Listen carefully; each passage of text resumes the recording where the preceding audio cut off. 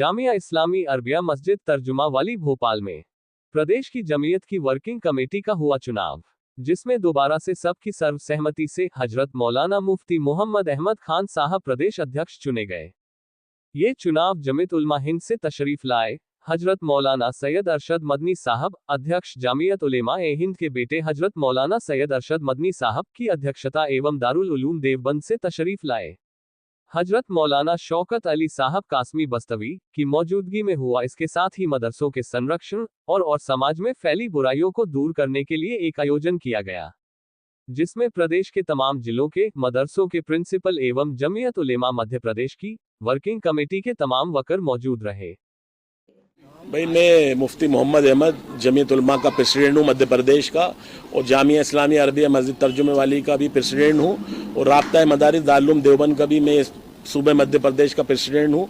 और आज जमीयत उलमा का इंतखाब हुआ है, ये दूसरे टर्म के लिए मुझे सब लोगों ने सबकी सहमति से सदर बनाया है। मैं ऊपर वाले से अल्लाह से दुआ करता हूँ कि अल्लाह ताला मुझसे इंसानों की और कौम की खिदमत खूब ज़्यादा ले। देखिए, ये सब बेकार की बात है कि मदरसों में हिंदू बच्चे पढ़ते हैं, कहीं भी नहीं है। हमें कोई एक लाके बता दे।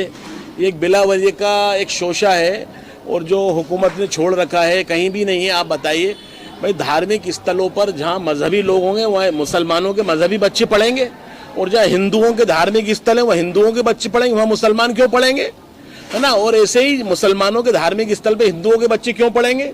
ये सब बिला वजह की गलत बातें हैं। ये मदरसों के ऊपर एक इल्ज़ाम है और ये एक मदरसों को बदनाम करने की एक साजिश है।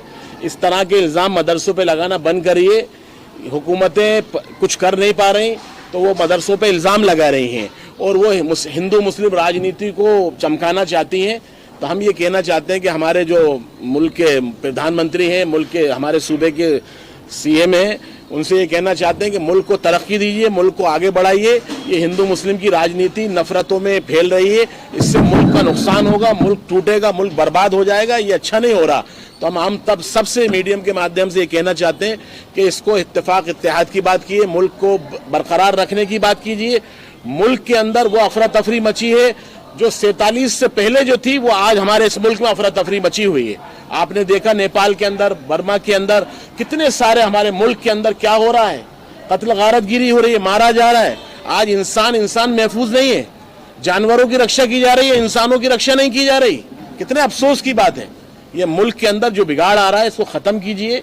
हम यही कहना चाहते हैं, ये मुल्क के लिए नुकसानदेह है।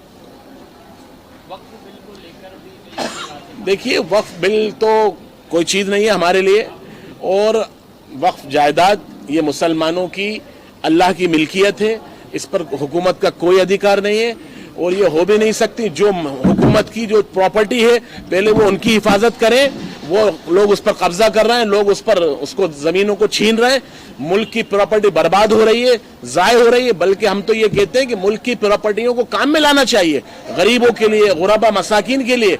आज आप मुसलमानों की प्रॉपर्टी की बात कर रहे हैं, मुसलमानों की प्रॉपर्टी नहीं है, ये तो अल्लाह की मिल्कियत है। मस्जिद, मदरसे, ये उसका मालिक अल्लाह है, ईश्वर है, जिसने हम सबको पैदा किया। ऐसे ही मुसलमानों में भी वक्फी जायदाद है, ऐसे ही हिंदुओं में भी है। लोग दान करते हैं, सिखों में भी है, ईसाइयों में भी है।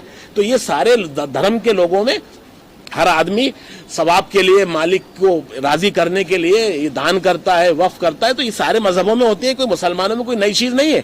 इसको मुसलमानों का इशू बना के हिंदू मुस्लिम करके ये अच्छा नहीं हो रहा है मुल्क के लिए।